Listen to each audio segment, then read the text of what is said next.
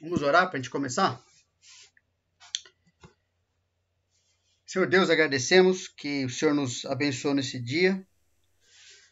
Estamos aqui com prova de que o Senhor tem cuidado de nós durante o dia todo, não somente hoje. E te agradecemos, reconhecemos teu amor, teu cuidado, assim como o Senhor tem prometido cuidar do teu povo, nós temos recebido o teu cuidado, a tua atenção, de maneira perceptível ou não, mas é um fato. O Senhor é fiel, queremos pedir tua ajuda para usarmos bem esse tempo, compreendermos mais sobre a tua igreja, sobre aquilo que o Senhor criou, que na verdade é parte do Senhor mesmo. E pedimos que o Senhor nos dê compreensão, que possa ter um tempo muito bom na tua presença, Deus, em torno da tua palavra. Te pedimos, agradecemos no nome do Senhor Jesus. Amém. Ok, então dentro desse assunto, sobre a unidade da igreja não deve ser contaminada pela pandemia. Nós já vimos no primeiro estudo sobre a necessidade de alcançarmos ou mantermos unidade como igreja no contexto da pandemia, que é uma situação, dentre tantas que aconteceram já na história da igreja, mais uma, na qual nós temos necessidade de entender o que nós somos para poder agir como devemos. No segundo estudo, nós vimos sobre a questão da cosmovisão bíblica, como ela é necessária ser entendida e ser superior. Ela é, na verdade. A questão é se ela é para cada um de nós, superior a todas as outras, senão a gente não consegue tomar decisões que agradam a Deus, que correspondem à sua vontade para nós. No terceiro e quarto estudo, a gente viu sobre aqueles 11 compromissos de viver como cristão espiritual.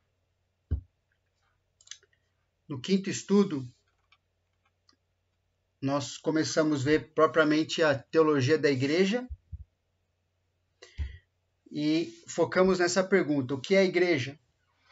E estudamos que a igreja é a reunião, um resumo do que foi falado, a igreja é a reunião total ou parcial dos filhos de Deus ao redor de Jesus Cristo.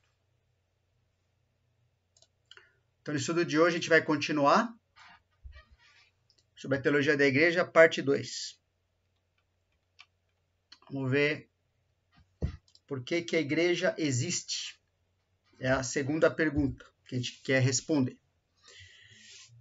Que aí a gente vai ver uma série de pontos aí que vão construindo para nós a resposta dessa pergunta. Por que a igreja existe? Então, em primeiro lugar, a gente tem que ver que a igreja tem uma origem divina. Eu não estou mencionando aqui a questão das profecias acerca da igreja, o que aconteceria na junção de judeus e gentios lá no Antigo Testamento.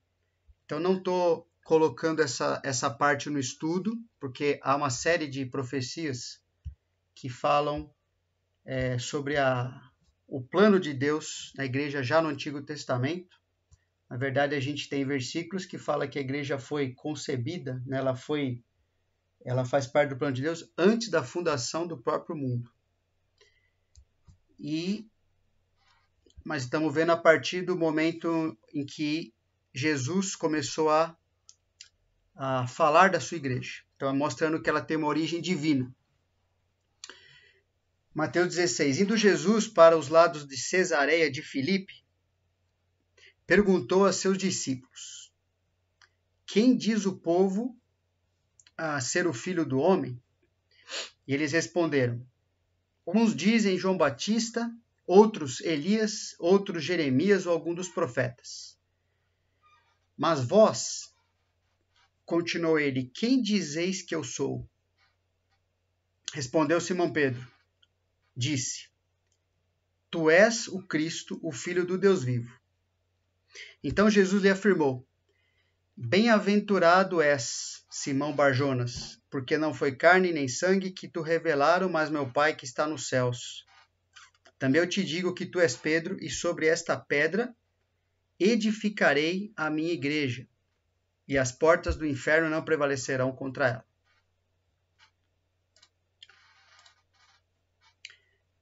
Jesus afirmou que ele edificaria a sua igreja e as portas não prevalecerão contra ela. Edificarei minha igreja e as portas do inferno não prevalecerão contra ela. Então, vamos entender algumas coisas aqui. Jesus se coloca como a base da igreja, né? Eu edificarei. Jesus, a pessoa dele é o que vai realizar a edificação da igreja. Ele fala que essa igreja é edificada, tem essa figura, né, sobre ser um alicerce. Okay? A gente sabe por alguns textos bíblicos que Jesus é o próprio alicerce, né? Ele chama de a pedra angular, a pedra rejeitada. Inclusive os judeus são confrontados em relação a isso, porque era algo que já era o esperado, já um ensino do Antigo Testamento. E Jesus disse que edificaria. Esse termo edificarei, ele traz essa ideia, esses três verbos aí, de fundarei, né, estabelecerei e farei crescer. Esses três verbos estão contidos nessa palavra edificarei. É interessante que Jesus fala para Pedro que a partir desta pedra eu edificarei a minha igreja. O que significa isso? Também não vamos gastar tempo aqui estudando isso, mas significa que aquela confissão de Pedro, ou seja, tu és o Cristo, o Filho do Deus vivo. É a partir dessa confissão que a igreja é edificada.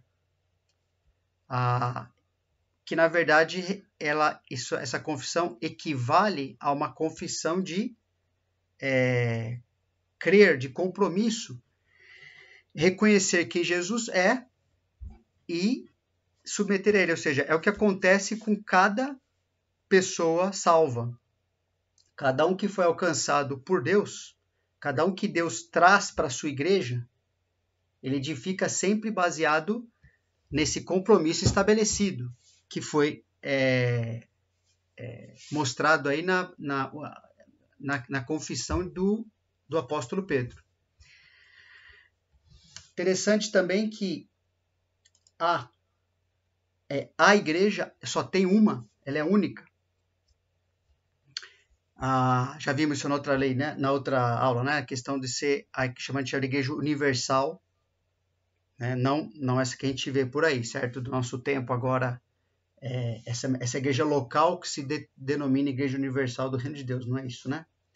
Mas ela é única, porque Jesus só está fazendo uma coisa, edificando a sua igreja. Não tem outra instituição na qual Jesus está envolvido a não ser na sua igreja. É isso que ele está fazendo. A igreja é dele, né? Minha igreja. Então, a igreja pertence e existe para Jesus. A própria igreja, a gente já estudou que é uma convocação daqueles chamados do mundo para pertencerem a Deus. Então, a igreja parte de uma iniciativa divina, nunca humana. Aquilo que é iniciativa humana é uma igreja na qual o Senhor Jesus não está edificando. É o ser humano que é responsável como ele edifica. O ser humano institui qualquer outra coisa que lhe interessa. Mas a igreja que Jesus está edificando é a dele mesmo. E as portas do inferno não prevalecerão contra ela. Pode dar uma mudada aqui. O que significa isso? As portas do inferno não prevalecerão contra ela. Vários trechos do Novo Testamento mostram, que é um conceito vindo do Antigo, né? Mostram que existem forças espirituais do mal que, de alguma forma, tentam sempre frustrar o andamento do plano de Deus. Né? Não podem ir contra a pessoa de Deus, então vão tentar atacar, frustrar aquilo que Deus está fazendo, né? Edificando pessoas, edificando a sua igreja, trazendo pessoas para Ele. Então, as forças espirituais do mal, esse versículo está dizendo que não tem como impedir que Jesus seja conhecido como Salvador e Senhor, né? Como o Cristo de Deus, que Pedro confessou. E não tem, essas forças espirituais do mal, não tem como impedir que a comunidade dos salvos seja estabelecida e cresça mundo afora. Ok? Agora, as tentativas das trevas em prevalecer contra a igreja implicam uma guerra permanente. Né? As portas do inferno. Então, é só a expressão que está aí usada já mostra que isso existe um conflito permanente acontecendo o tempo todo. Indica que o diabo, o Deus desse século, com todo o seu exército maligno, com toda a instrumentalidade do mundo, que ele puder usar, qualquer estrutura do mundo, qualquer instituição que ele puder usar, ele vai usar todas essas formas para manter as pessoas alienadas ao Evangelho, fazer com que elas não confessem, que elas não compreendam quem é Jesus, não estabeleçam um compromisso com Ele e não experimentem a libertação que esse compromisso proporciona para elas. A ideia das portas do inferno, portas aí, é interessante, uma palavra usada, como se as pessoas estivessem presas realmente numa cadeia. Então, a igreja tem uma missão de resgate, não é? Ela existe para que as pessoas que estão cativas, estão presas no sistema mundano, lógico, presas pelo seu próprio coração, pelo seu próprio entendimento, sendo feitas cativas ali pelo inimigo, e não conseguem, jamais vão conseguir sair por conta própria disso, a igreja ela vai fazer esse papel. Ela vai retirar essas pessoas dali por meio do Evangelho. E por meio do Evangelho vai ser usada por Deus para trabalhar para que as pessoas vivam como livres do seu pecado, daquela vida miserável que elas tinham antes de conhecer Jesus como o Cristo de Deus. Trecho bem conhecido aí, né? Mostrando que a igreja verdadeira é o único instrumento de Deus na terra, pelo qual ele resgata da prisão do diabo aqueles que são escolhidos para serem seus filhos e filhas. Filhos de Deus, né? Então, 2 Coríntios 4, de 1 a 6, pelo que, tendo esse ministério, segundo a misericórdia que nos foi feita, não desfalecemos. Pelo contrário, rejeitamos as coisas que por vergonhosas se ocultam, não andando com astúcia, nem adulterando a palavra de Deus. Antes, nos recomendamos a consciência de todo homem, na presença de Deus pela manifestação da verdade. Mas se o nosso evangelho ainda está encoberto, é para os que se perdem que está encoberto, nos quais o Deus desse século cegou o entendimento dos incrédulos, para que lhes não resplandeça a luz do evangelho da glória de Cristo, o qual é a imagem de Deus. Porque não nos pregamos a nós mesmos, mas a Cristo Jesus como Senhor, e a nós mesmos como vossos servos por amor de Jesus. Porque Deus que disse, das trevas resplandecerá a luz. Ele mesmo resplandeceu nosso coração, para a iluminação do conhecimento da glória de Deus na face de Cristo. Então, nesse sentido, a igreja é o único instrumento de Deus na Terra para que isso aconteça. Ok? E ela tem que proclamar, lembra que a gente já falou sobre isso em algumas aulas atrás? Não basta apresentar um Jesus, um Deus, melhor dizendo, um Deus genérico, né? A cosmovisão, lembra que a gente explicou sobre ser Deus em Cristo. Nós temos que proclamar Jesus Cristo como o Salvador, como o Senhor. Porque Deus, hoje em dia, Deus pode ser o que as pessoas imaginarem. Né? Ontem, aquele vídeo que foi colocado no grupo da igreja, né? Aquelas pessoas que mataram aquele irmão ali,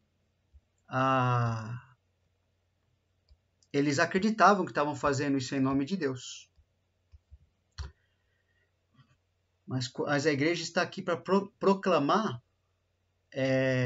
a libertação, né, das pessoas, da escravidão que elas vivem. Elas estão cegas, estão nas trevas, né? Elas acreditam que estão fazendo coisas em nome de Deus, mas na verdade elas estão fazendo em nome do inimigo. Então, só o evangelho, por meio da pregação da igreja, que essas pessoas podem conhecer a libertação que há em Jesus. Então, a igreja existe para mostrar Jesus Cristo ao mundo sem Cristo. Se a igreja não compreende a si mesma e não vive conforme essa compreensão, a sua existência nesse mundo torna-se irrelevante e confusa. Por exemplo, um trecho desse mostra que Deus estava avisando a igreja em relação a isso. Falando das igrejas ali, o Senhor Jesus, por meio de João, né, registrou isso aí. Tenho, porém, contra ti que abandonaste o teu primeiro amor. Lembra-te, pois, de onde caíste, arrepende-te e volta à prática das primeiras obras. Se não, venho a ti e moverei do seu lugar o teu candeeiro, caso não te arrependas. Jesus está colocando para essa igreja de Éfeso que eles deveriam se arrepender, porque eles estavam esfriando, estavam se desviando da sua identidade, do que eles deviam viver, do que eles deviam se dedicar. A gente vai ver em outra aula sobre isso, né, do que a igreja deve se dedicar, porque vai ajudar muito a responder questões muito práticas em relação às decisões que cada um de nós tem que tomar. Mas ela não estava dedicada, essa igreja naquele momento não estava dedicada ao que ela deveria ser. Então Jesus fala, eu vou mover do seu lugar o teu candeeiro, ou seja, candeeiro é aquela figura de uma lâmpada, né, vamos dizer assim, que ela, por meio disso, ilumina as trevas. Então Jesus está falando, se vocês não se arrependerem, mesmo sendo igreja, o seu testemunho não vai ser relevante. Vocês não vão saber por que vocês estão aqui nesse mundo. Vão ficar perdidos aqui sem cumprir a vontade de Deus. Ok? Então, por que a igreja existe? No primeiro momento, a igreja tem uma origem divina. Precisa compreender bem isso. Não é uma invenção de homens. A igreja também tem um nascimento divino. A igreja foi concebida por Jesus, como a gente já leu, gerada pelo Espírito Santo a partir da pregação do Evangelho, lá em Atos 2. Como eu disse, né, ela já foi profetizada muito antes, a gente vê isso no Antigo Testamento, mas não vamos ver isso aqui. Então ela foi concebida por Jesus, gerada pelo Espírito Santo e nascida como corpo, ali em Atos 2 também, quando aquelas pessoas que ouviram a mensagem de Pedro perceberam que realmente Jesus era o Cristo de Deus, perceberam que eles tinham crucificado o seu Messias, que eles eram culpados disso, se arrependeram, creram em Jesus. E a partir daí que a igreja manifesta a essência da sua existência e suas funções essenciais. Que, de novo, vamos ver isso de maneira melhor em outro estudo. Mas, basicamente, a essência da existência de uma igreja e suas funções, elas estão explicadas aí, né? Pelo menos citadas. Um grupo de pessoas salvas, dedicadas a aprender a viver segundo o Evangelho e a alcançar o mundo com o Evangelho. Uma igreja que nos dedica a esse compromisso é uma igreja distorcida. Então, um grupo de pessoas salvos, eles têm que viver dedicados a isso. Aprender como é que se vive no Evangelho, né? E alcançar o mundo com esse Evangelho. Um grupo de pessoas, a igreja também, a sua essência, que implica em funções essenciais, que ela vai fazer com isso, também é um grupo de pessoas salvas, dedicadas a adorar a Deus e a observar as ordenanças deixadas por Jesus Cristo, que são batismo e ceia. E também um grupo de pessoas salvas dedicadas a praticar a comunhão bíblica por meio de relacionamentos transformadores. Relacionamentos pautados pela Bíblia, que usam a Bíblia para tratar de dificuldades nesses relacionamentos, aprendem a viver. Isso gera comunhão verdadeira. Então, quando um grupo de pessoas salvas preenche esses requisitos, então é uma igreja. Que eles mostram, estão vivendo como corpo, como igreja. É isso que Jesus faz. Já viu bastante sobre isso, né? Mas em Mateus 28, 19 a 20, lembra a grande comissão, aquele trecho bem conhecido, né? A gente pode perceber a simplicidade da tarefa que os discípulos deveriam desempenhar. Simplicidade em termos de clareza, ou seja, que o Jesus ordenou que cada discípulo seu fizesse está claramente descrito ali. Né? No trecho, fala para a gente, o verbo, né, ali é fazei discípulos. Né?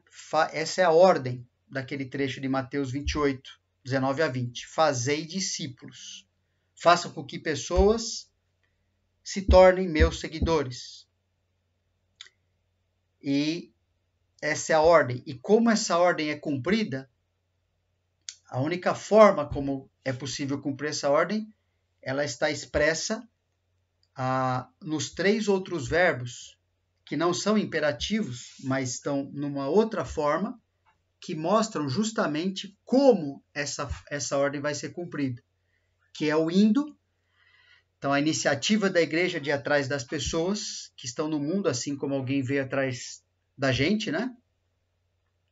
Batizando, que expressa esse compromisso com Jesus, primeiro compromisso visível, vamos dizer assim, na comunidade dos discípulos, e ensinando a obedecer. Então, esses 3 verbos, indo, batizando, ensinando a obedecer, exercem a função de demonstrar como o imperativo fazer discípulos é obedecido. Outra coisa importante, porque a igreja existe, a igreja tem uma natureza divina.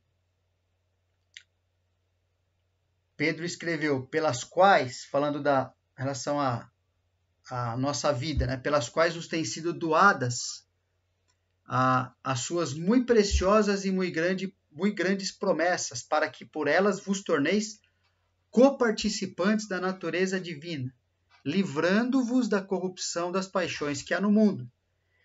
Então, esse termo coparticipante tem a mesma raiz da palavra comunhão. Comunhão significa vida em comum.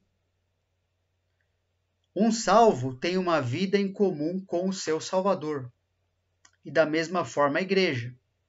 A igreja é o corpo, né, do qual Cristo é o cabeça. Então a expressão verbal, para que por elas vos torneis, no versículo aí, coparticipantes, indica tanto a intenção quanto à certeza de seu pleno cumprimento. Ou seja, a igreja possui uma essência que a sua essência é ser divina, que lhe capacita a ser o que ela deve ser. É justamente um instrumento de Deus no mundo. Outro trecho também que fala um pouquinho sobre isso, Efésios 3,19, fala a respeito, Paulo está encorajando os cristãos ali, né? Fala, e conhecer o amor de Cristo, que excede todo entendimento, para que sejais tomados de toda a plenitude de Deus. Então a igreja, e cada um de nós, né, que está dentro da igreja como salvos, é coparticipante da própria natureza de Deus. É a própria pessoa de Deus comunicando-se ao mundo. A igreja, ela pode, e deve, na verdade, ela pode ser tomada de toda a plenitude de Deus. Ela pode experimentar claramente a evidência de que Deus está nela. A igreja, ela foi criada para ser o reflexo de Deus no mundo. Então ela tem que mostrar Deus para o mundo. Por quê? Porque de fato ela é habitada por Deus. Vamos ver mais para frente isso aí. A igreja então é basicamente uma entidade espiritual e consequentemente está diretamente ligada a Deus. Então é o veículo de comunicação de Deus, é o sacerdócio ao mundo. Pierre tem pregado sobre isso. Então, sacerdócio significa ela tanto intercede por esse mundo, né, mas a sua intercessão principalmente é feita por meio do convite do evangelho. Ela faz, né, essa ligação, essa ponte, ou seja, ela é o representante que mostra como o homem pode novamente se voltar, ser ligado novamente a Deus, por meio da igreja. Ela convida pessoas a crerem em Jesus e, uma vez que as pessoas aceitam, elas estão ligadas a Deus, estão ligadas à igreja e elas passam a viver da mesma forma. Então, a igreja é o corpo visível de Cristo no mundo. Apesar de ser uma entidade espiritual, é uma entidade invisível. O grupo de pessoas que formam a igreja local, então, deve refletir em determinada localidade o próprio Deus e seu propósito. Ok? Outra coisa importante, outro aspecto importante aqui, porque a igreja existe, a igreja tem um ministério divino. Então, Efésios 6,12 fala que a nossa luta não é contra o sangue e a carne, sim contra os principados e potestades, contra os dominadores desse mundo tenebroso, contra as forças espirituais do mal nas regiões celestes. A luta da igreja aqui é uma luta espiritual, a igreja tem um ministério. A gente vê num trecho como esse que a igreja é um instrumento que Deus está usando. A luta não era só do apóstolo Paulo, a luta é nossa. Deus está usando as nossas vidas.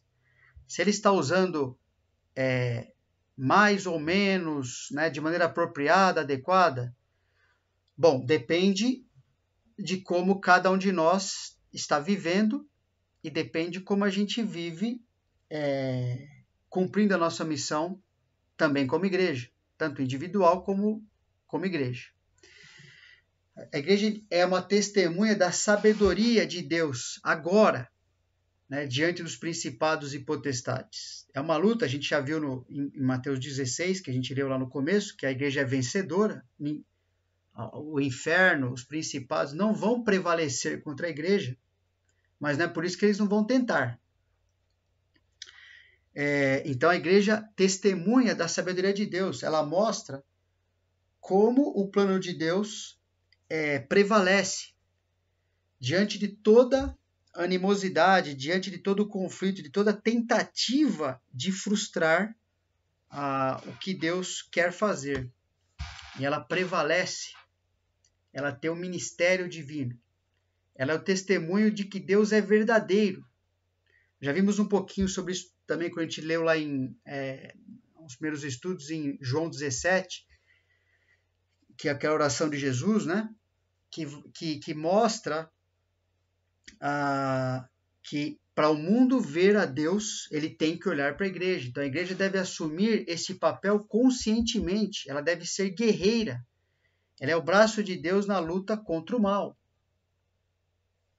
Ok? E ela luta de maneira visível. E luta de maneira invisível também. Esse trecho diz, porque ela tem esses aspectos, né, de ser tanto uma entidade espiritual quanto visível aqui na Terra. A igreja tem uma constituição divina também. Muito importante isso. Né? Já lemos na semana passada, quando a gente leu o capítulo 1 de Efésios inteiro, mas lá no finalzinho, os últimos 2 versículos, fala que Deus pôs todas as coisas debaixo dos pés, e para ser o cabeça sobre todas as coisas, o deu à igreja, falando do Senhor Jesus, a qual é o seu corpo, a plenitude daquele que a tudo enche em todas as coisas. Então, algumas coisas importantes aí. A igreja é a plenitude da divindade de Jesus. O que significa isso? Essa palavra plenitude que está aí, uma palavrinha, sugere que a igreja é aquilo que está pleno de Cristo. Ok? Essa é a vontade de Deus. Percebe que é importante a gente viver como pessoas espirituais, controladas pelo Espírito Santo? Porque nós fomos feitos para isso. A frustração da nossa vida tem tudo a ver com isso. Seja vida como indivíduos, seja como igreja, a frustração da nossa vida, o que nos falta, não é mudança de situações, não é as coisas serem do nosso desejo, nosso jeito, mesmo coisas boas. O que nos falta é o que falta de Cristo em nós. Então, Cristo manifesta sua presença, seu poder, seu propósito e ação por meio da igreja. Né? A igreja é algo que devia estar pleno de Cristo o tempo todo. Cristo é a videira ligada aos ramos. Nós somos os ramos, não é? Lá em João 15 fala sobre isso. Que dependem de Cristo para frutificar. Dependem de Cristo para viverem a nova vida que Ele nos deu. Sem Jesus, nada podeis fazer, não é? Então, de certa forma, Cristo encontra a plenitude nos ramos também. Nós estamos ligados a Ele. Deus possui toda a glória, a Bíblia fala isso, e ao mesmo tempo se encontra num relacionamento conosco que lhe confere glória. A gente consegue glorificar a Deus. O que significa isso? Se nós estamos plenos de Jesus, se Ele está no controle das nossas vidas e da nossa igreja local, por exemplo, nós glorificamos a Deus. Nós refletimos de maneira muito adequada, muito poderosa, quem Deus é. Tanto uns para com os outros, né? Nós salvos para com os salvos, quanto para aqueles que não são salvos.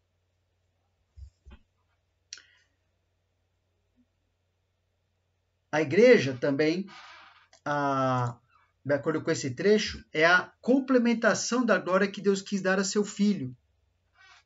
Ok? É o corpo do qual Jesus é o cabeça. A igreja também é a recompensa do seu sacrifício. Lá em Isaías 53, um trecho que fala sobre isso, né? Que depois de todo o trabalho, toda a obra que Jesus realizou como cordeiro, né, que se colocou no nosso lugar perante Deus, que recebeu toda a ira merecida por nós, a Bíblia fala que ele fez isso de maneira completa, resolveu de maneira cabal nossa dívida, né, nossa situação perante Deus, e nós a recompensa de Jesus, uma parte da recompensa de Jesus é justamente a igreja. É a prova de que seu sacrifício cumpriu o que deveria. Seu sacrifício deveria render vidas reconciliadas com Deus. E nós estamos aqui como prova disso, graças a Deus, né? A igreja é a coroa, é o galardão do Senhor Jesus. Vai pensando nisso, essas questões, que elas têm que ajudar a gente a refletir na nossa vida, né, irmãos? Assim, não está aqui no estudo, mas é muito interessante. Quando a gente começa mesmo num sofrimento, mesmo numa situação, né, de luta, dificuldade, mesmo lutando contra os nossos pecados, contra tentações, se a gente lembra de coisas como essa que a gente está vendo aqui, pensa assim, você faz parte de um presente que o Senhor Jesus recebeu pela vontade de Deus. Ele já tinha preparado esse presente para entregar ao Senhor Jesus. Pensa nas implicações, por exemplo, de nós ficarmos lutando para sermos aceitos, muitas vezes, por pessoas que não são cristãs, ou mesmo as que são.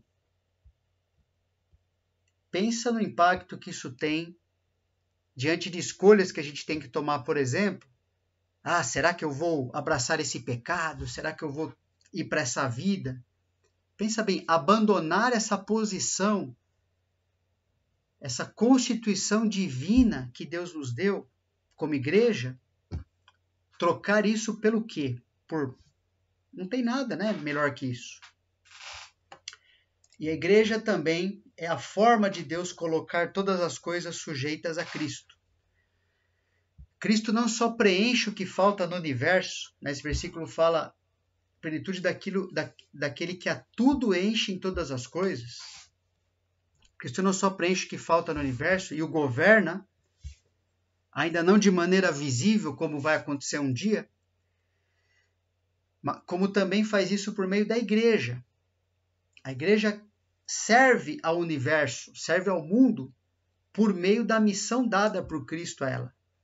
E ela mesma é preenchida por Cristo, por meio dos recursos e poder do Senhor Jesus Cristo. Outro ponto, a igreja tem um destino divino.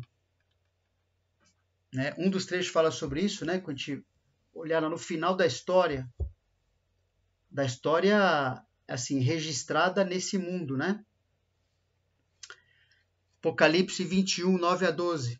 Fala, então veio um dos 7 anjos que tem as 7 taças cheias dos últimos 7 flagelos e falou comigo dizendo, vem, mostrar-te-ei a noiva, a esposa do Cordeiro. E me transportou em espírito até uma grande e elevada montanha, e me mostrou a santa cidade de Jerusalém, que descia do céu da parte de Deus, a qual tem a glória de Deus. O seu fulgor era semelhante a uma pedra preciosíssima, como pedra de jaspe cristalina. Tinha grande e alta muralha, 12 portas, e junto às portas 12 anjos, e sobre elas nomes inscritos, que são os nomes das 12 tribos dos filhos de Israel. Esse trecho aqui, naquele contexto, e outros trechos também ligados a ele, mostra que há uma identificação entre a igreja e a Nova Jerusalém. Ali há uma fusão. A igreja, além de ser o corpo de Cristo, ela faz parte do corpo de Cristo no futuro, na eternidade também. E a igreja está ali em pleno gozo, em pleno realização na pessoa do Senhor Jesus. Ela está triunfante ali, ela está manifestando ao máximo a glória de Deus. Seu destino é divino. Ela está sendo preparada para viver com Deus por toda a eternidade. E viver sem culpa, sem ter vergonha, não vai ter mais nada disso. Não iremos entristecer, pelo contrário, iremos glorificar a Deus e refletirmos todas as suas virtudes pelos séculos dos séculos, por toda a eternidade. É isso que Deus está preparando para nós. Outro ponto é que a igreja reflete a unidade divina. Isso é também a base, né? O fio condutor desse estudo que a gente está tendo, né? Essa série, né? Efésios 2, 14 e 15, porque ele, Jesus, é a nossa paz, o qual de ambos os povos, né? Povos judeus e gentios, né? Fez um. E derrubando a parede de separação que estava no meio, na sua carne, e derrubando a parede de separação que estava no meio, na sua carne desfez a inimizade, isto é, a lei dos mandamentos contidos em ordenanças para criar em si mesmo dos dois um novo homem, assim fazendo a paz. Seu Jesus Cristo, por meio da sua cruz, eliminou todo impedimento de acesso a Deus. Qual era o impedimento de acesso a Deus? É o pecado, a falha humana em cumprir a lei de Deus, em viver conforme o que Deus quer. Ninguém consegue, não há um justo, não é? Então, o Senhor Jesus eliminou esse impedimento de acesso a Deus, criou a igreja como um só povo, composto daqueles que creem em Jesus, judeus e gentios. Então, a igreja, como o corpo de Cristo, ela é indivisível. Então, em primeiro lugar, em sua composição final, nada pode afetar a igreja universal. A igreja, né? Que a gente já viu que é a igreja invisível, que está aqui, composta de todos os salvos. Ok? 1 Coríntios 12 a 13 fala, porque assim como o corpo é um e tem muitos membros, e todos os membros, sendo muitos, constituem um só corpo, assim também com respeito a Cristo. Pois em um só Espírito todos nós fomos batizados em um corpo. Quer judeus, quer gregos, quer escravos, quer livres. E a todos nós foi dado beber de um só Espírito. Então, em sua composição final, nada pode afetar a Igreja Universal. 2 Timóteo diz, entretanto, o firme fundamento de Deus permanece tendo esse selo. O Senhor conhece os que lhe pertencem. E mais, aparte-se da injustiça todo aquele que professa o nome do Senhor. A igreja, então, como corpo, ela é indivisível, como esse aspecto universal, né? Ela é indivisível. É um corpo que ultrapassa as barreiras do tempo e do espaço.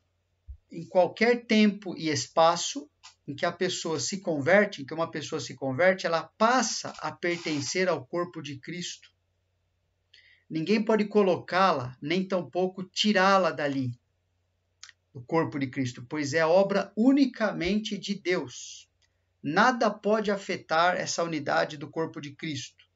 O problema do ecumenismo, né, de tentar juntar, né, as pessoas querem enxergar a igreja universal de maneira visível. Aí se cria o famoso ecumenismo, é tentar juntar tudo que parece vir de Deus numa coisa só. A teologia da nova era, né? Ela vai tentar fazer isso também. É por isso que jogar fora o Jesus histórico, o Jesus específico que morreu e ressuscitou, você tem que falar simplesmente de um Deus. Você acredita em Deus? Você é dessa religião? Outra também? Então, vamos andar junto, vamos fazer algo junto aqui, porque nós estamos falando de Deus, olha que coisa boa. O máximo que esse ecumenismo consegue fazer é tentar trazer essa união para a Terra, né, de maneira artificial, mas isso nunca representa a igreja que Jesus está edificando, porque ali tem uma mistura, né, de salvos, de não salvos, de pessoas que vão estar ali dentro lutando por objetivos completamente diferentes, opostos entre si. E até mesmo as diferentes denominações ou igrejas locais, de fato, né, elas não dividem o corpo de Cristo, porque na esfera universal, mesmo que elas queiram, elas não podem dividir o corpo de Cristo. O corpo de Cristo é indivisível, ok? Nesse aspecto universal. Agora, em caráter determinante, nada justifica a divisão na igreja local. 1 Coríntios 1. Rogo-vos, irmãos, pelo nome do Senhor Jesus Cristo, que faleis todos a mesma coisa, e que não haja entre vós divisões, antes sejais inteiramente unidos na mesma disposição mental e no mesmo parecer. Pois a vosso respeito, meus irmãos, fui informado pelos da casa de Cloe, de que há contendas entre vós. Refiro-me ao fato de cada um de vós dizer: eu sou de Paulo, e eu de Apolo, e eu de Cefas, e eu de Cristo. Acaso Cristo está dividido? Foi Paulo crucificado em favor de vós, ou fostes porventura batizados em nome de Paulo? Então, nada justifica a divisão na igreja local. Agora, por que estava acontecendo, então, essa divisão? Porque Paulo estava se dirigindo aqui. Quando ele fala de divisão, ele está falando a uma igreja local, a igreja de Corinto. Uma igreja local pressupõe uma união. Okay? Ela deveria manifestar a sua identidade, ou seja, de maneira indivisível, coesa, lutando pela mesma coisa, mas não é o que estava acontecendo. Então, na igreja local pode, mas não deve haver divisão. Na igreja universal, divisão não existe, mas na igreja local, ela acontece. Agora, mesmo no caso de exclusão, alguém excluído, né, isso não afeta a igreja universal, se essa pessoa for um cristão. Né? Simplesmente o que se faz é separar aquele que não é parte do corpo de Cristo. Considerar gentio e publicano. Agora, se ele é ou não cristão, a partir do momento que há uma exclusão, fica muito difícil de enxergar, porque a pessoa passa a viver fora da esfera que Deus criou para ela viver, da igreja, não consegue mais ser avaliada pelo único critério que existe. Então fica complicado. E ela vai ter que demonstrar, de alguma maneira, Deus promover arrependimento, né? Ela vai ter que mostrar se ela faz parte ou se não faz parte realmente do povo de Deus. No final das contas, muitas vezes a gente não consegue enxergar isso a menos que lá na eternidade isso vai ser mostrado, né? Então, toda a disciplina da igreja ela é temporal, porque visa ganhar o membro e não perdê-lo. Nesse caso, não houve divisão, mas disciplina. Okay? A igreja não há divisão, pelo contrário, existe esse trabalho para justamente a pessoa ela permanecer. Agora, uma vez que ela sai, que ela é excluída, a gente não consegue mais ver o que ela é de verdade, porque ela está agindo na prática como se não fosse de Deus. Aí ela vai ter que provar que ela é. Pela possibilidade da igreja local ter incrédulos em sua composição, igreja local, né, ter incrédulos, é necessário cuidar para que os mesmos não permaneçam causando divisão. Em alguns trechos do Novo Testamento, tem mais, né, mas tem 3 aí pelo menos, que Paulo alerta, né, Paulo de Judas, né, e outro escrito por Lucas.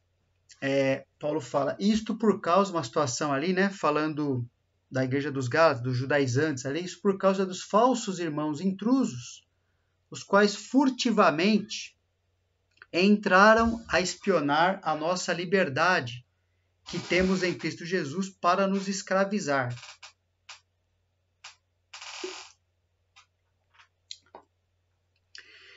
E Judas, ele escreve, porque se introduziram furtivamente certos homens que já desde há muito estavam destinados para esse juízo. Ali dentro da igreja, né? Homens ímpios que convertem em dissolução a graça de nosso Deus e negam o nosso único soberano e Senhor, Jesus Cristo. Em Atos 20, né, um conselho para os pastores, cuidai, pois, de vós mesmos e de todo o rebanho sobre o qual o Espírito Santo vos constituiu bispos, para apacentardes a igreja de Deus, que ele adquiriu com seu próprio sangue. Eu sei que depois da minha partida, entrarão no meio de vós lobos cruéis que não pouparão o rebanho. Interessante que há 4 áreas que causam divisão na igreja local, frutos de um coração carnal ou, às vezes, incrédulo. Okay? A área de poder, a 3 João diz assim, apóstolo João escrevendo ali para aquela igreja. Escrevi alguma coisa à igreja, mas Diótrefes, que gosta de exercer a primazia entre eles, não nos dá acolhida. Por isso, se eu for aí, far-lhe-ei lembradas as obras que ele pratica, proferindo contra nós palavras maliciosas. E não satisfeito com essas coisas, nem ele mesmo acolhe os irmãos, como impede os que querem recebê-los e os expulsa da igreja. Então, divisão às vezes é causado pela aquela cobiça, né, pelo poder de exercer, aqui no caso ele coloca exercer uma primazia, ele gosta de exercer a primazia, né, ele gosta de mandar, por isso não queria receber o apóstolo João ali na igreja.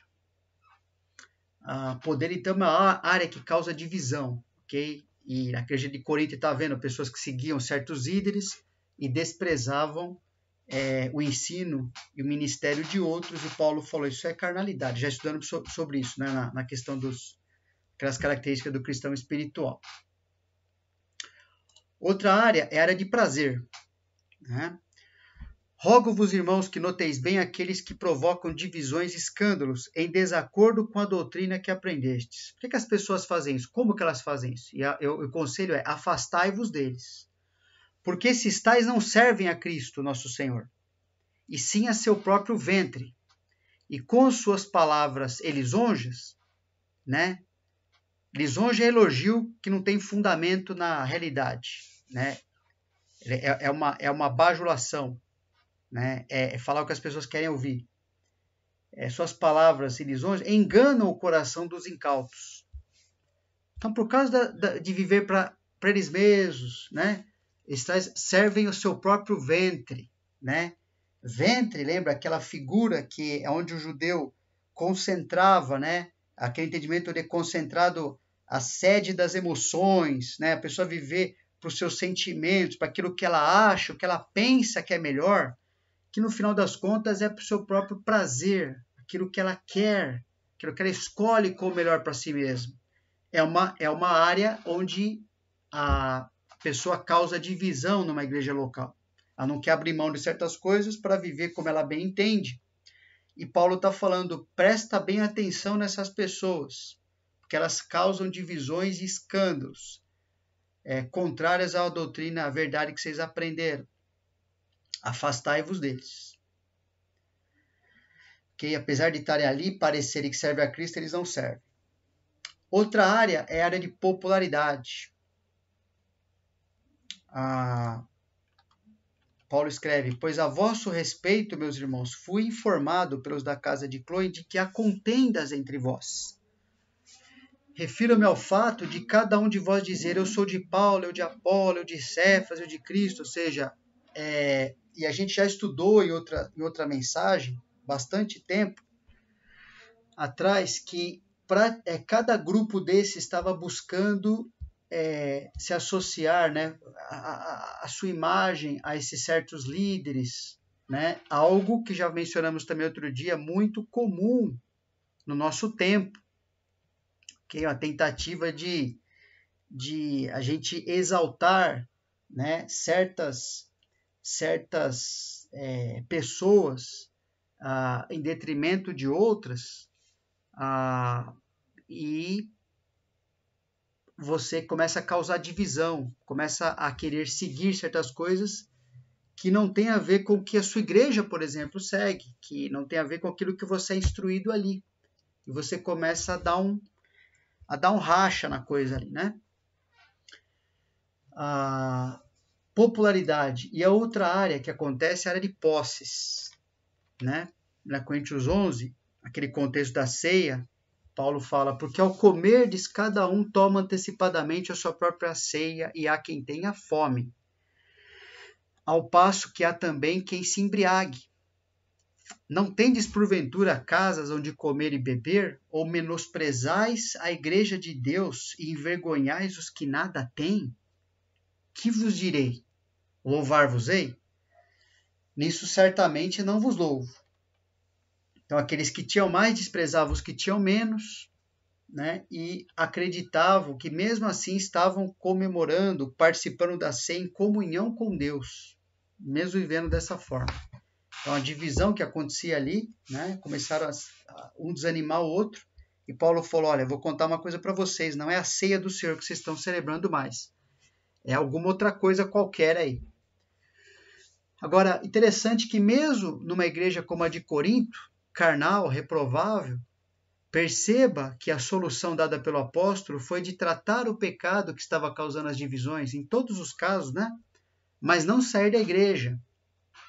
Nunca essa é a solução dada por Deus, mas a solução é tratar o que está causando o problema e para que a igreja continue, né, crescendo, continue glorificando, mostrando a glória de Deus, né, uns para os outros e daí para fora, né, os que não conhecem a Deus ainda. Então, a realidade das divisões é uma das maneiras de discernirmos quem está ou não vivendo conforme a verdade de Deus, para podermos ajudar tais pessoas a viver. Esse é o propósito, né? Não é para estar certo, não é para apontar o dedo para o seu irmão, mas é para, uma vez que é identificado algo que está causando divisão, que está ameaçando aquilo que Deus está construindo naquele corpo e através dele para fora, aquilo é para ser tratado, é só para isso. Não é para acontecer outra coisa, é para a pessoa ir embora, bicuda, não é para falar mal, não é para nada disso. É para aquilo, é uma realidade que vai acontecer para tratar nossos corações, porque nós somos pecadores ainda, né? Em terceiro lugar, a igreja como corpo Cristo também é divisível, né? Ela admite-se que haja divisão em grupos de crentes para a realização de obras diferentes. Aí tem uma divisão que ela é permitida, ok? A divisão, por exemplo, serviço de caráter diferente. Então, escolheram alguns que iam servir às mesas, a fim de que outros pudessem se dedicar à oração e ao ensino, né? No começo da igreja lá, aquele problema, lembra? De as viúvas não recebiam alimento da mesma forma. Então, houve aquela decisão da liderança ali, olha, então vamos fazer o seguinte, vamos ter um grupo aqui que cuida disso, para que a gente possa dedicar a outra coisa, ok? Então, serviço, ministério de caráter diferente, né, permitido acontecer, é uma certa divisão, vamos dizer assim, mas está visando continuar com o mesmo objetivo, tanto é que o resultado daquilo foi que a igreja cresceu ainda mais, né? Mais feliz no Senhor, mais satisfeita ali, mais testemunho ali naquela sociedade. Outra divisão admitida que acontece entre os crentes é serviço com grupos étnicos diferentes. Como, por exemplo, acontece na obra missionária. Ok? Pessoas estão servindo ali na igreja,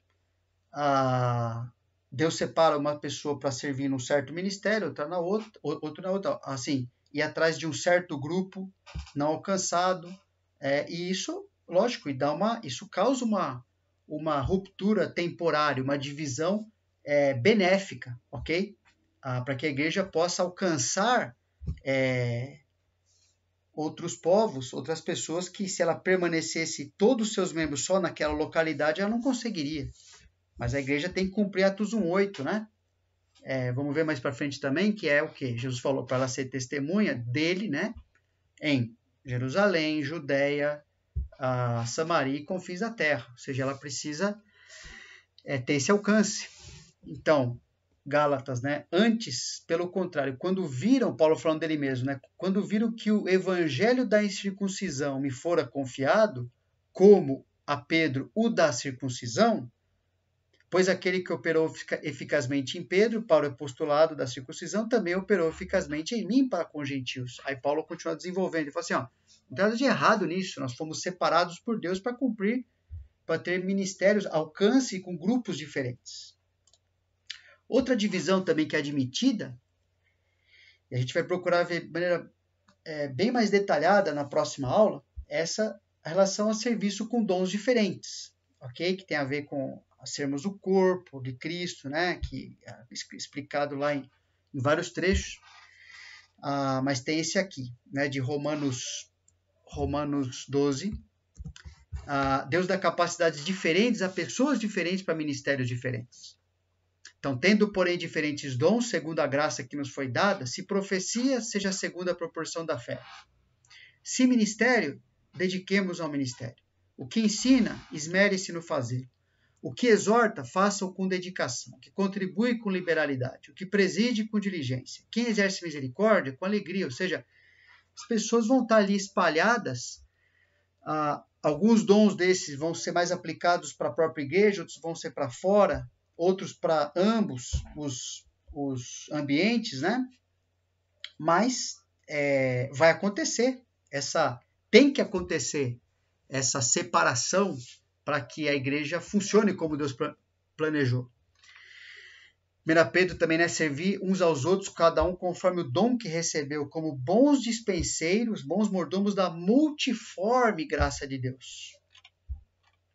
E outra divisão também é a divisão baseada em serviço de opiniões ou critérios diferentes. Aqui é um pouco mais complicado, porque à primeira vista a gente lê um trecho como esse, lembra de Paulo e Barnabé iam começar a segunda viagem missionária, aí aquela dissensão entre Paulo e Barnabé, né? Alguns dias depois diz Paulo e Barnabé, voltemos agora para visitar os irmãos por todas as cidades nas quais anunciamos a palavra do Senhor para ver como passa. E Barnabé queria levar também a João, chamado Marcos, mas Paulo não achava justo levar aquele que se afastara desde a Panfilha, não os acompanhando no trabalho. Houve entre eles tal desavença que vieram a separar-se. Então Barnabé, levando consigo a Marcos, navegou para Chipre. Mas Paulo, tendo escolhido a Silas, partiu encomendado pelos irmãos à graça do Senhor e passou pela Síria, Cilícia, confirmando as igrejas.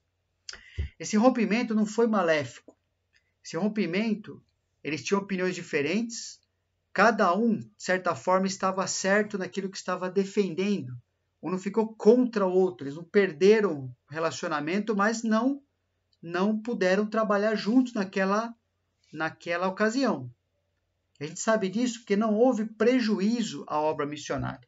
Pelo contrário, houve avanço. E a prova de que eles estavam certos, ambos estavam certos, foi o avanço na obra missionária e que Marcos se tornou útil mais tarde ao ministério, né? Indicando que tanto a decisão de Barnabé em discipular o seu sobrinho foi correta, resultou em maturidade. Então, ele tinha uma visão assim, Marcos precisa de discipulado, eu vou seguir com ele agora. E a decisão de Paulo também foi correta, e não usá-lo porque ele não tinha maturidade para acompanhar naquele momento, porque ele já mostrou que ele não tinha anteriormente. Posteriormente, o próprio Paulo reconheceu as qualificações e a utilidade de Marcos, né? Saúda-vos, quando Paulo estava escrevendo lá, ele fala, saúda-vos Aristarco, prisioneiro comigo, e Marcos, primo de Barnabé, não era sobrinho, era primo, né? Primo de Barnabé, sobre quem recebestes instruções, se ele for ter convosco, acolhei-o. Agora Marcos já estava mais transformado. E no finalzinho da vida de Paulo, Paulo escreve o quê? Somente Lucas está comigo. Toma contigo Marcos e traze-o, pois me é útil para o ministério. Olha como Marcos mudou, né? E aí ele passou a compor essa equipe também. Então essa divisão foi benéfica. O mais importante nessas divisões, entre aspas, ministeriais, divisões entre aspas, né, é verificar se permanecem focadas à missão da igreja, ou seja, fazer discípulos. Se isso coopera com fazer discípulos realmente daquilo que Jesus falou, ok. Senão tem que rever o que está acontecendo. Algumas conclusões práticas para a gente terminar. Só podemos nos justificar nossa retirada de um determinado grupo de crentes, né, igreja local ou denominações, né, quando mesmo impede a enunciação ou a prática das verdades bíblicas, ficando evidente que não podemos mais contribuir para a edificação do grupo, pela própria perda de identidade do mesmo, que ele já se desviou, já distorceu o que devia ser, e muitas vezes a pessoa, o cristão, tem que sair fora daquela igreja ou de uma denominação, por exemplo, porque aquilo perdeu o seu motivo de ser. Houve um desvio da verdade de Deus de tal forma que aquilo não cumpre mais e nem aceita mais o ensino para voltar a viver como Deus deseja. Então, a pessoa ela pode, nesse caso, se retirar. Mas isso é muito raro, né? Partindo do princípio bíblico da unidade, então a gente chega ao critério de separação. O que nos une? Salvação e senhorio de Cristo, isso nos dá unidade, né? E o que nos separa, assim, vamos dizer, de maneira que tem a ver com a vontade de Deus, biblicamente previsto, né? Disciplina temporária, como a gente já falou, e também serviço, né? Nosso trabalho. Não adianta a gente ficar todo mundo fazendo a mesma coisa, isso não vai fazer com que a gente alcance o que Deus quer de nós. A gente vive junto, mas nos separamos para, durante a semana, por exemplo, a igreja está separada. Você está na sua casa, você está com seus vizinhos aí, a igreja está representada pela sua própria vida, né? E quando nós nos reunimos novamente, nós também nos separamos de certa forma ali dentro da nossa sede ou fazendo alguma coisa juntos, né? Quando a gente está reunido, para exercer ministérios diferentes que vão abençoar no final das contas a igreja toda, cada um de nós. Então, o critério de serviço é não tanto de aproveitar da igreja ou da denominação, mas de servi-la. Não em buscar, mas em dar. Ok? Como é que eu posso? A pergunta não é que eu posso... porque é muito comum hoje em dia, né? A igreja é feita de consumidores, né? Então, assim, a pessoa escolhe, deixa eu ir para aquela igreja, o que eu vou ganhar? Essa pergunta é errada. A pergunta é, como é que posso servir a minha igreja? Ok? Então, procure todas as maneiras possíveis de cooperar com a denominação ou com a igreja sem ferir as convicções. Ok? Enquanto for possível isso, né? Convicções não pessoais, estou falando, convicções bíblicas, né? Então, pensa bem, Jesus foi o rabino, ele frequentava a sinagoga, ele não se afastou da cultura ali do seu povo, mas isso não quer dizer que ele concordava com eles, ok? Ele viveu ali, ele ficou até eles o expulsarem. Porque quando eles perceberam que o que Jesus estava ensinando, eles não queriam aprender, aí eles expulsaram Jesus, não queriam mais Jesus por perto. Martinho Lutero da mesma forma, né? O plano dele não era sair da igreja, lembra? Ele que ficou ali, aí confrontou a igreja com a verdade bíblica e a igreja o expulsou. Então, se a nossa denominação, né, batista, por exemplo, estiver errada, nós vamos contribuir para ajudá-la. Agora, o critério não é onde eu recebo mais, mas onde eu posso contribuir mais. Então, a gente precisa olhar as denominações de maneira positiva, sabendo que elas não são maiores ou nem do tamanho do reino de Deus. Elas são passíveis de serem avaliadas, serem corrigidas, porque fazem parte ali pessoas, né, igrejas que precisam caminhar biblicamente, precisam acertar suas vidas. Então, as denominações existem para concentrar forças, muitas vezes. A gente fala, mas parece que está coisa dividida. Não, elas têm um papel, né? Elas, muitas vezes, se organizam para concentrar forças. Então, a preservação de doutrinas, por exemplo. Né? A gente vê os Valdens, um grupo lá de centenas de anos atrás, que se ajuntaram simplesmente para preservar certas doutrinas bíblicas, e eles continuam coesos até hoje, né? Porque eles perceberam ali que eles precisavam, naquela época ali, antes da reforma, se juntarem, foram expulsos ali pela Igreja Católica, quando eles decidiram também seguir doutrinas das Escrituras e se mantiveram firmes, ok? O agrupamento dos que concordam em pontos básicos e secundários também, muitas vezes é representado por denominações diferentes. Então, a gente não é para a gente julgar tudo que é feito numa certa denominação, ok? Existe espaço para opiniões diferentes, quando é questão de opinião, realmente, mas é inevitável uma separação, né? Se eu não vou ficar, por exemplo, discutindo com o irmão em Cristo, porque a minha forma, por exemplo, de batizar pessoas na minha igreja é diferente da dele. Mas, por não concordar com isso, lógico, a gente não vai andar junto, como eu vou andar junto com a minha igreja local, com as pessoas que entendem a explicação da Bíblia da mesma forma, ok? Mas a gente não está se separando por discordar, por exemplo, da questão da salvação, é uma questão mais secundária, ok? É saudável termos ministérios específicos, mas é muito importante a gente entender que não existe igrejas específicas, ok? Isso foi um erro que aconteceu na história da igreja também, que, exemplo, muitos ministérios que saíram da igreja eram fundados visando alcançar, por exemplo, vão alcançar os atletas, ou vão alcançar os drogados, vão alcançar, né, enfim, qualquer grupo. E muitas vezes esses ministérios se tornaram, muitas vezes, igrejas. Só que isso não existe.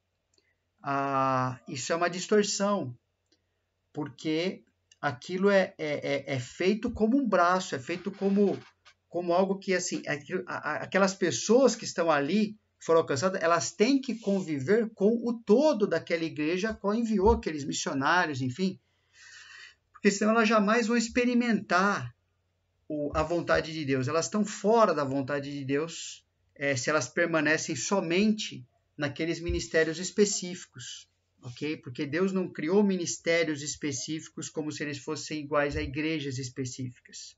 Por exemplo, se o apóstolo Pedro estivesse aqui hoje, Jesus não enviaria necessariamente para trabalhar com a MEAP, por exemplo, Ministério aos pescadores, só porque ele foi um pescador, né? Ele enviou para os judeus ali. Então, assim, entre os judeus ia alcançar de um certo grupo, de outro grupo, os judeus, o rabino, ia alcançar outro que trabalhava com não sei o que lá. O Senhor nos chama para o ministério específico, mas ministério específico tem que gerar igrejas e não viverem de ministérios específicos, ok? Porque isso é uma distorção do que a igreja é.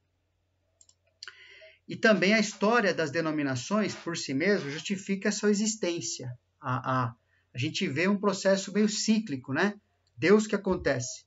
Deus chama um homem, mulher, uma pessoa para ser fiel a ele e começar um movimento. Eu vou trabalhar ali com universitários, por exemplo. Aí, a gente tem que cuidar, começa a alcançar pessoas, tal. E a gente tem que cuidar para que esse movimento não se torne simplesmente uma organização, uma máquina.